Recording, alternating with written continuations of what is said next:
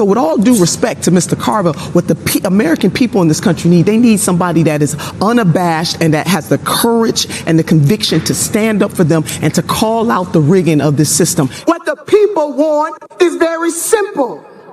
We want clean water, clean air, and clean food. That's it. And that's all. We also want finally to have a justice system that doesn't gun down black folks in their houses.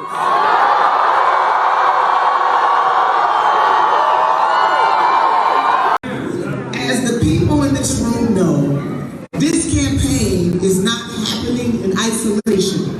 It has always been part of a movement of people across the country who want what Representative Barbara Jordan famously called an America as good as its promise.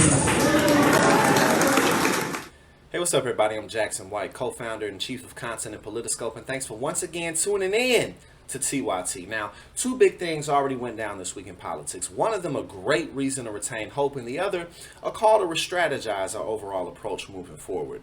So before Representative Cori Bush of my hometown, St. Louis, sprung into action literally sleeping outside of the Capitol in protest of 15 million Americans facing eviction at the end of last month, July, there really wasn't very much political will within the Biden administration to extend protections. And as I'm sure you all know by now, progressive firebrand Nina Turner unfortunately lost special election in Ohio to centrist Democrat Shontel Brown. So, importantly, what are the takeaways that we can get from what went down?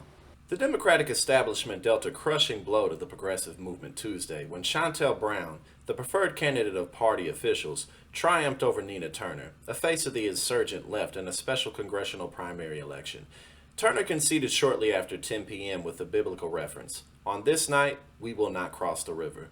She trailed Brown 51% to 44% when the Associated Press called the race. Nina Turner faced all the familiar obstacles that constantly block progressive candidates from entering the halls of Congress.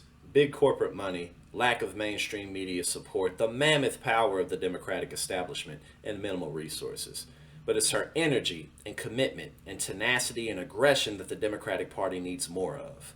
In order to counter the handicap against us, the left needs to be more willing to bring endless heat to the competition. And for us, the biggest competition isn't necessarily from the Republicans, but rather from the establishment Democrats themselves. When they punch us, we must punch them back. Fully and passionately expose them for the detriments to an equitable society that they truly are. Make zero apologies for standing on your principles.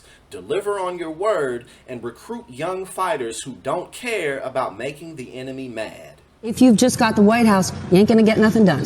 Does practical mean that the 89 or so million people who are uninsured or underinsured in this country continue to suffer? Does being practical mean that we don't take steps in this country to deal with climate chaos and bring world leaders to bear?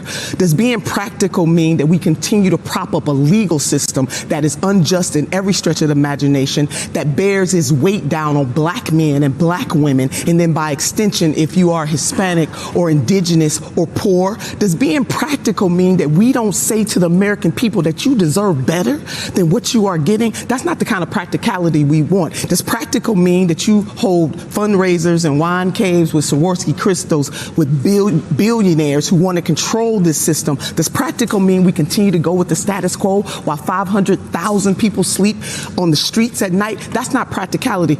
And that's exactly who and what Nina Turner is. And also Cori Bush. Cori Bush has already demonstrated her commitment to justice and progress. Her actions at the Capitol shamed the Biden administration into extending eviction moratoriums. And as a fellow St. Louis native, I can promise you she's only getting started. This is what we need more of. We simply cannot and will not give up on what we deserve. So more pressure, more commitment, more power, and good change will come.